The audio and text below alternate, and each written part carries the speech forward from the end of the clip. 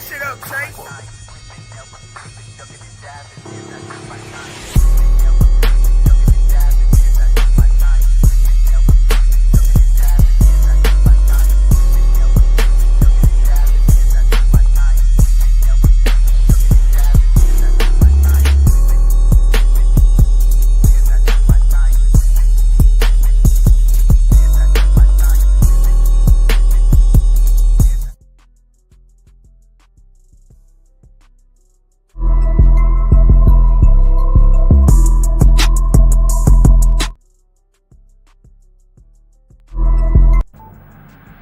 From industry news to mobile technology, leaks, and rumors, we cover tomorrow's tech news today.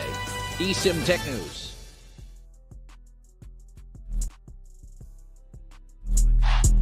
Yeah. Woo. I just need my space right now. Fresh off the G5 jet, I'm on my way to a brand new kit.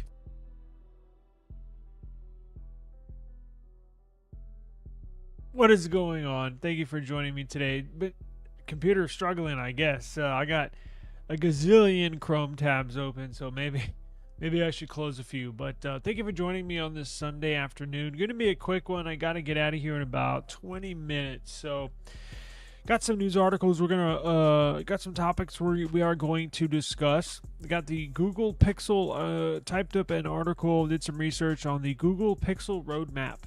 So what is Pixel going to be working on Pixel 10, Pixel 11, and got some very interesting news. A kind of like out of this world idea, right, from one of the most richest guys in the world, which is pretty cool, but it involves tech. Excuse me. And what else do we have? Got some interesting nothing news for you as well. So thank you for joining me Sunday afternoon. This is eSIM Studios podcast, live stream episode number 247. We are part of the Just Content Network. I have some really, really cool websites I'm working on. I know I got this one that we pull our news from right now that we're going to get to. I'm going to do a screen share here in a second and look at the news. I'm working on a badass website, like new redesigned. It looks very appealing, very cool, very modern. The one I have now is just something I could use basically. But this next one that I'm working on in the background, that's why I haven't been able to watch any football. I've been catching some of the replays, the condensed versions. But I'm so busy, I got to make a website for a new eSIM Studios website. I got to make a Just Content Network website. Just Content Network is like the parent company. And then I have eSIM Studios podcast. I have Just Tech, Just Travels, Just Recaps. Bunch of different subsidiaries underneath the Just Content Network. So I have to make a website for the Just Content Network with each subsidy, each little independent entity underneath it. So I have a lot going on. So that's why I got a gazillion Chrome tabs open. I'm building websites and doing this and doing that. So anyways, long story short, very busy, as I'm sure you are as well. So we'll get to it here. I hope everybody's having a good Sunday today. Let's see here. Let me pull up eSIMstudios.com. That's where we're going to get all of the info from. So let me go ahead and share the screen and let me roll into this. There we go. Okay. Now, give me just a second. I'm always rearranging this. I think I did this last time. Screw it, we're fine. I was going to change the layout, but that's all good. Anyways, so we did have news. Intel is coming out with a newer generation. We'll just briefly go over this. New generation Intel Core i7.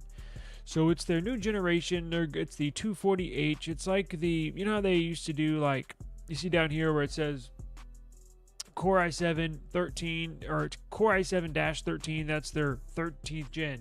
And their one before that was Core i7-12 something. That was their 12th gen.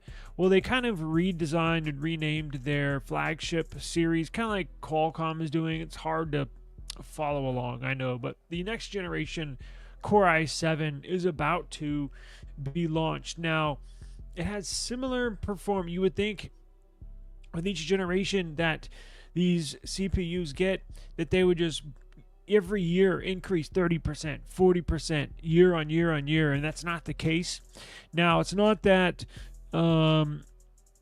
they're almost focusing their attention on the NPU or AI capabilities. So it's still going to be a strong performer in benchmarks, but they're redirecting some of that performance increase, some of that performance gain into the neural processing unit, which handles all of the AI crap. But if you want to read that article, be my guest. I have information on the new Intel Core i7-240H that will be in basically a lot of laptops. Basically, let's see, in the year 2025, right? This is going to be their flagship CPU. I know you can get the i9, but most high-end rather, I shouldn't say high-end. Most let me put it this way: most laptops around $1,000, brand new, are going to have this Core i7 in it. Now, let's see here. Xiaomi. Interesting. We discussed this last week, right? So Xiaomi is making, so to break it down real quick, the U.S. government is putting a lot of restrictions on any business that does business with China, right? And when you get into the tech world, it's tough because Xiaomi is a Chinese-based company. They are using TSMC and Snapdragon products. So the U.S. government's putting pressure on TSMC to not do any business with any Chinese companies, which include Xiaomi.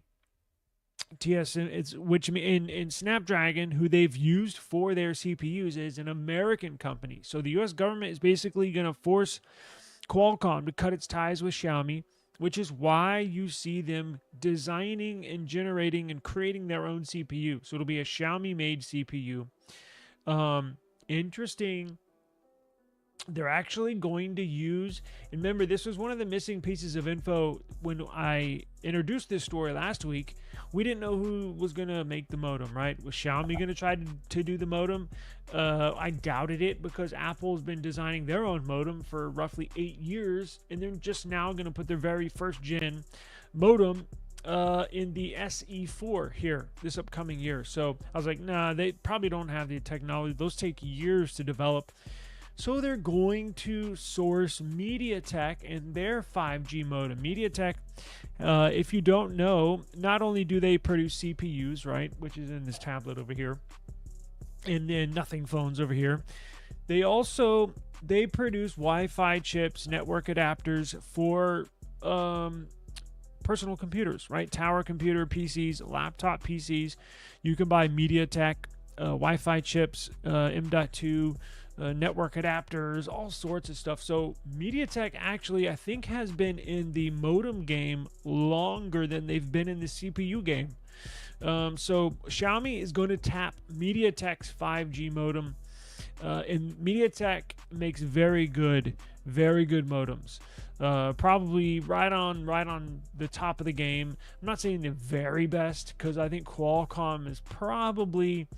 Now, when I say very best, I don't mean overall in sales. They've sold the most. I'm talking about as actual performance, real-world performance. Qualcomm is probably right up there, but so is MediaTek. Very, very good move by Xiaomi to tap into MediaTek's modem business right there. Now, if you're in the market for if you want to get into the ARM chipset with the new Snapdragon X Plus PC, Copilot PC, this is a good. I was looking to buy this one, but they took forever to release it. It's the Acer Swift 14. It's got the Snapdragon X Plus. In my opinion, that's the best one to get. It's still fast as hell. It's just not as strong as the X Elite, but don't let that fool you. You get longer battery life. It's still very, very strong performer. It's just barely under the X Elite when it comes to performance, benchmarking numbers. That's what I got in the HP OmniBook X. I love it. Very snappy, very fast. Battery life is outstanding. So that's the one I am looking for. If I were you, that's the one I would be looking out for. So if you do need a new PC, new laptop, this is a really good one. It's got like an AMOLED display, 3K display, 120 hertz refresh rate, and it's at a pretty good price. So I have that there. But let's get into the big news, right? So, I'll say big news, but the future roadmap for Pixel. So, speaking of CPUs, right? Here's the thing. I think we need to put a blanket or maybe extinguish some of the excitement we were having, or at least I was having for Google's new CPU, because it looks like as we get closer to the new year and a new Pixel and a brand new CPU, everybody knows this year, this upcoming Pixel 10 will have the very first Google-made CPU. And it does, as we get closer to the launch, it looks like we should not expect outstanding performance gains. It's not going to be up there with the MediaTek 9400, even 9300, which is their flagship CPUs. Not going to be up there with the Apple A18, or I guess next year 19 Bionic chips. So not going to be up there with the Snapdragon 8 Elite CPUs. It's not even going to be as strong as the 8 Gen 3, or shall I say 8 Gen 2, which would be out for 2 years. Now, this is something us Pixel users have come to get used to, should I say, unfortunately. Look, the performance is just not there, but that's overall raw performance. Does it operate fine? Does it do all the tasks I need it to? Does it move between apps here and there? And does it do everything pretty snappy? Yes. I wouldn't be able to tell. Now, again, I don't game, so maybe that's where it sort of falls short in the CPU world. But the upcoming performance of the Tensor G5 CPU, which will be in the Pixel 10, and the upcoming G6, which will be in the Pixel 11. Trust me, they've already manufactured them and they're already testing them. But the performance gains are just not there. Now, I don't know internally if they're striving for performance gain, like 30% over year performance gains.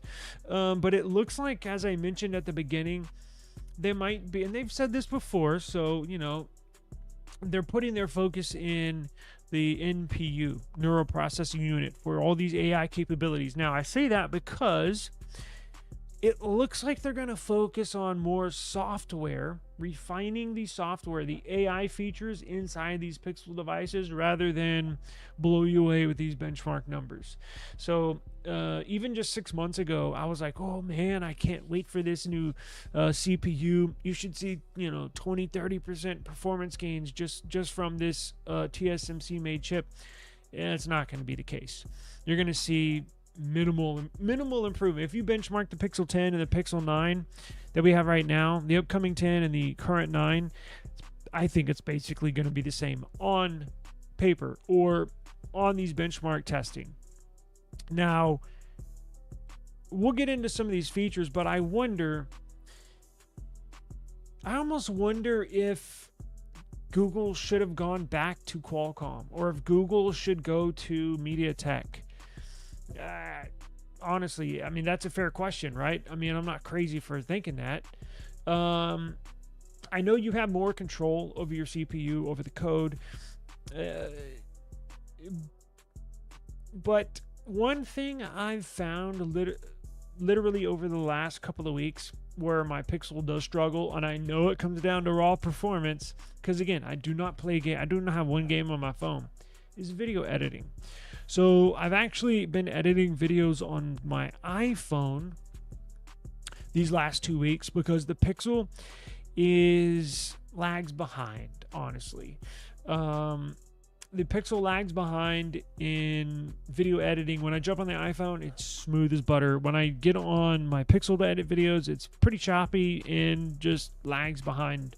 And that's just lack of raw power, right? That's just what it comes down to. But I wonder, I guess time will tell. If this is going to be a good, I guess, look, ultimately, yeah, it's a good thing, but not being able, I can edit videos on my Pixel. It's just a pain in the ass. And I was thinking yesterday, because I went back on the Pixel, I was like, well, maybe I need to update my apps. Maybe I need to do this. Maybe I restart it. Maybe I hadn't restarted my phone, and I normally do, but it was just, and I was like, maybe it's the app. Let me try another video editing app. And it's the same thing. I tried 3, and it's all the same on all 3. So that's a lack of raw power. And it had me wondering yesterday, damn, man, I wonder if I don't know. It's a $1,200 phone, and I hate to say that, but it's beautiful. And minus that, if you don't edit videos, if you don't play games, you should have no issues. But I've found a couple of issues editing videos. But let's see. So it looks like on the Pixel 10, they are going to focus on software. So this Pixel 10 series will introduce video generative machine learning capabilities, integrating generative AI into Google's video editing features. What do you know? So we will, at the very least, they need to make sure their phone can edit videos without being choppy and slow and lag behind. And the audio, when I add audio or add music, it's off cue, off of my lips, so it looks like I'm doing gibberish. It's a complete mess right now for video editing. I jump on the iPhone. It pains me to say this. It's smooth as butter. And I was like, Jesus Christ. There is talk about night and day difference. Holy crap. I'll just leave it there because it hurts me to say that. So this new specific feature, these details on their video generative machine learning capabilities, reminiscent of Google's Magic Editor for photography adapted for video. This could enable the removal of unwanted background elements in videos, right? They teased that last year, with potential availability within the YouTube app for YouTube Shorts as well. That's been a big gripe of mine as well. Google owns YouTube. Google owns Pixel. Why doesn't Google have a? Well, I'll save that. I'll save that question. Okay. So there's additional reports in this new Pixel 10 4K 60 frames per second HDR video. It's an upgrade from the current 30 frames per second. So you will see a promising video, not only editing, but video in the camera, right? Recording videos and editing videos. So it's a major improvement that I hope we will all see, promising superior image quality even without AI enhancements. We know they're going to have sensor upgrades in this Pixel. Pixel 10 plans for a sketch to image feature, sort of like Samsung has. You will see that here in Gemini in the new Pixel 10. Let's see. The G5 in the Pixel 10 is a modest upgrade from the Pixel 9's Tensor G4. Now it'll have new Cortex cores. It'll have 5 new Cortex cores. It'll have 2 remaining cores from the Pixel 9 series. It will be a slightly faster in multi-threading applications. Everyday performance, you may not see a drastic improvement. The GPU will get an upgrade. Imagination Technologies will provide that, so it should help. And it is enabled for ray tracing capabilities, which is more geared towards gaming and stuff like that. So with a projected performance increase of 14%. Now, that's in AI processing. We will see when it comes. Best believe we're going to be getting a few of them. Just have to wait and see, right? But I think the bigger, if there is any, so not extreme excitement. I'll be excited, but I'll be excited to get a new Pixel, right? And we just got these, but this is a big one. Now, you will see more improvement, more growth in the Pixel 11 series.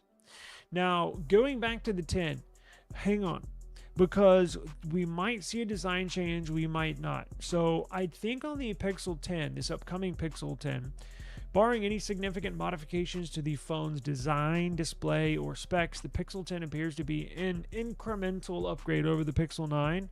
So that means, I believe, it'll look similar to what they have now, and it'll get internal updates. And trust me, these companies, Google, Samsung, Apple, especially Apple, very, very clever, very smart with how they introduce a new phone, but it looks the same. Apple does that shit every year for like 6 years. So basically, they know how to spread out these, because they want to, when they're launching a new phone, they want to say, hey, and showcase a certain feature, a certain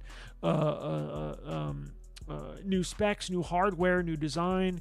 They don't throw everything all into one and say, here's our new phone. They like, no, we can just stretch this out a couple years. And that's what Apple's done for years. Google has done that. So I think this upcoming year, it'll look the same as the Pixel 9. They're just going to promote the new CPU, and then all these new AI capabilities are all new Google-made CPU, blah, blah, blah, blah, blah. Pixel 11, I believe you will see a slight design change, not a total retransformation, but I think you'll get more of a design change on the 11 than the 10. Now, getting into the 11, the Tensor G6 processor stands out as an area of interest. So you will see GPU initially intended for the canceled G4. I don't know why they're going backwards, but in the GPU department, maybe it was too strong. Like, I don't know the backstory there, but we do have signs that they are going to implement a GPU that was meant to be paired with the Tensor G4 on the Pixel 9 series. This will involve the loss of ray tracing capabilities just a year after they introduce it, alongside planned reductions in the digital sensor processor and system level cache to conserve the valuable silicon space. Don't ask me why. I found that information and to put this article together. Again, I don't have. There's obviously a reason for it, but I don't know what the reason is. Doesn't make sense, but we're not behind the scenes, so I don't know. The G6 Tensor G6 will transition to TSMC's next generation Node 3 process, featuring a single unannounced ARM Cortex-along 6 A730 core. So this will be a completely redesigned CPU. The smaller 7-core CPU configuration will benefit from enhanced architecture performance and efficiency. So we will have to see. It's supposedly going to implement a new nano TPU, tensor processing unit. It's anticipated to support more niche featured health-related features, including monitoring of breathing, coughing, falls, sleep stages, with additional perks for runners like coachable pace and balance and oscillation analysis, whatever the hell that is. Again, you will get more AI features, right, and functionalities implemented into the Pixel 11, and I'm sure every year that continues. So the Pixel 11 is expected to feature 4K 30 frames per second cinematic blur in a new video relight option for post-editing. Lighting documentation suggests the introduction of a ultra low light video capabilities and potential for a 100x upscale zoom for photographers and video. Let's see. Now, hardware change includes the addition of a second USB Type-C display out for the Pixel tablet. So I don't know if we got into the Pixel.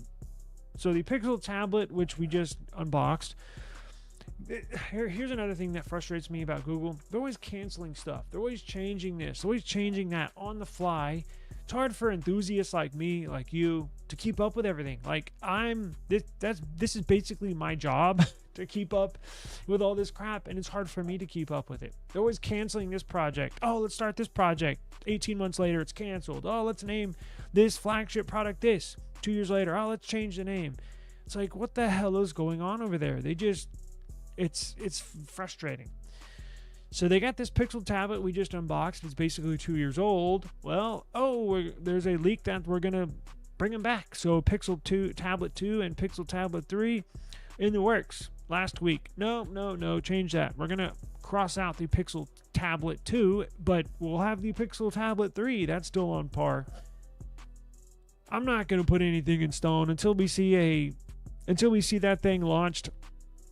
I'll believe it when I see it, but apparently the Pixel Tablet 2 not going to be released. Pixel Tablet 3 will be released. We'll have the Tensor G6 CPU in it. So that'll be released alongside the Pixel 11, right? But you can read all the other interesting details we have here. That's just for the next 2 years. There's more, but I didn't want to spend too much time. I've already wasted enough time on this topic, but I did want to get to, I'll put the link in the video description. Check this out. Have y'all seen this story? Very cool. Wait, before we get to the main one, let me do this. So, surprise, that benchmark leak that we all reviewed last week about that new Nothing Phone 3, it doesn't look like a 3. In fact, it doesn't even look like a mid-range phone. Scores, and after doing some more homework, I'm like, damn, those numbers are really low if it's going to be a flagship phone. So I think the benchmark scores that came out last week for the proposed Nothing Phone 3, I think it was for their maybe a new CMF phone too. Like it's got, or a bottom of the barrel low range, not even a mid range. I think it'll be their lowest of the low model. I'm sure it'll still operate fine, be fast and snappy. It's just raw performance is not there. But I was like, there's no way they're putting that in the Nothing Phone 3. Well, guess what? We got news that they're going to release 3 phones in 2025. 3 models. So there was a tipster on X. There are 3 new phones from Nothing under active development right now. Now, here's the catch. Is that a CMF phone 2? Is that the Nothing Phone 3 and Nothing Phone 3A? Probably. If I had to guess, that's what I'm guessing. So I think Nothing is releasing 3 phones is technically true, but you got to remember CMF. So I think this is the CMF Phone 2, Nothing Phone 3, and Nothing Phone 3A. Now, other than that, we don't have much to go off of. But all you Nothing fans out there, I've gotten a lot of comments and a lot of viewers in India that love that watch my. You can actually on YouTube, you can go in the analytics and go to each video and see where these views are coming from. If you go look at my Nothing videos, a large majority of them are in India. So those of y'all watching in India, appreciate it. Stay tuned to the channel because trust me, I'll probably get all 3 of these phones. So we'll cover a lot of Nothing stuff here. But let's get to this real quick. So have y'all seen this? Mark Zuckerberg plans to build a $10 billion subsea cable spanning the world. What the hell does that mean? Meta is planning to put in internet cable, fast fiber optic, thick fiber optic cable, probably 3 foot in diameter, meaning if you lay a cable on the ground, where it touches the ground to where the very top of the cable is about 3 feet. So it's a big, thick cable. It's going to carry, and it's going to be the new fiber optic. I don't want to get too nerdy, but it's a new gen of fiber optic cables. Meta wants to lay internet cables at the bottom of the ocean and basically link all the continents with this cable. So every continent in the world can have internet access. Now, is that could be a good? I think it's a good thing, but you could obviously see where not necessarily a bad thing, but they've been known to collect a lot of data. They've been known to not necessarily, I don't want to say spy, but they've been known to collect quite a bit of data. So depending on how this kind of rolls out, and we don't really know their plans with this, Mark Zuckerberg did mention this. It came from his own mouth that they are planning on doing this. Like the plans are actively in motion, which I thought is, man, that's really cool. You know how many lines that'll take? So check this out. I have a chart down here, a graphic. So it will start in Virginia Beach. Let's see. Meta, the parent company of Facebook, Instagram, WhatsApp, is the second largest contributor to global internet usage. Jesus. Its platforms together has billions of users, and 10% of all fixed and 22% of all mobile traffic is using at least one out of those three entities, Facebook, Instagram, or WhatsApp. That's a lot.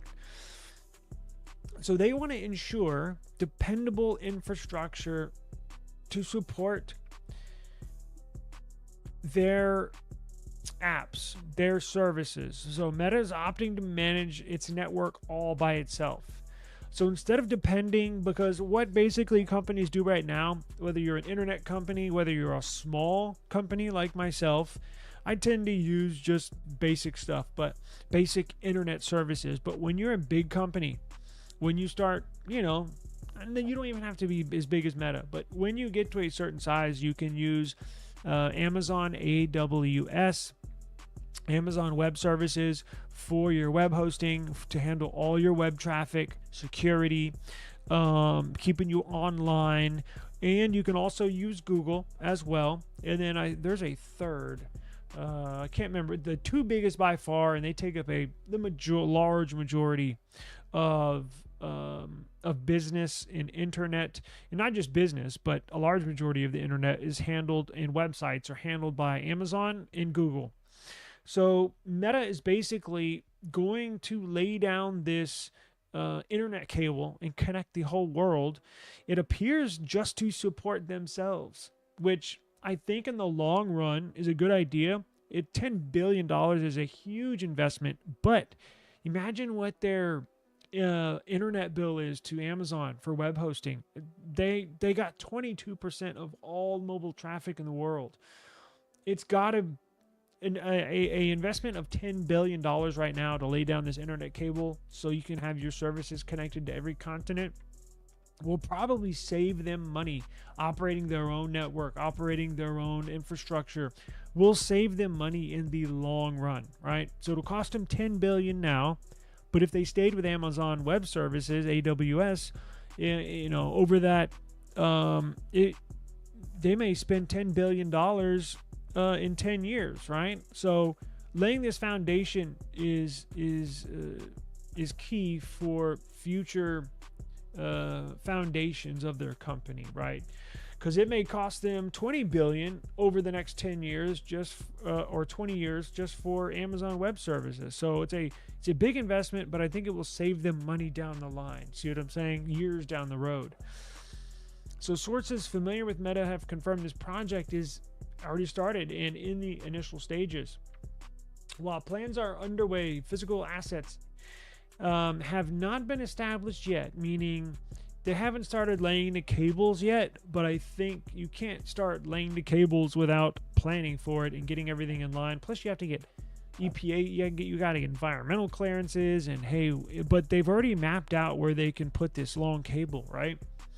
If the strategy is executed, it may take years before the cable becomes fully operational. This is a huge project, particularly as there are only a limited number of companies such as Subcom capable of developing and laying the infrastructure at the bottom of the ocean. And these companies already have significant clients like Google reserving their services, right? Because Google has so many data centers around the world. They got to connect them all, right? Some are in the water. Some are underwater to help with the heating issues. right? I watched a YouTube video a couple weeks ago. Amazon, Google, and Microsoft are all actually starting to put data centers under the water to help with heating. The water cools the data centers, right? And they got to connect them through cables.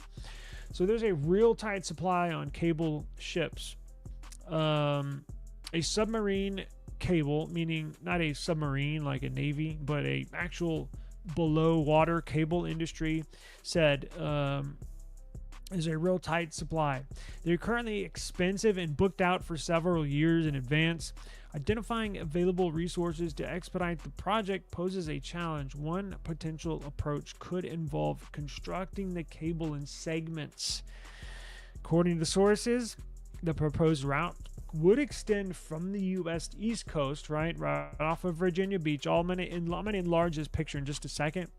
And it's going to go to the coast of India, to South Africa, and then back to the U.S.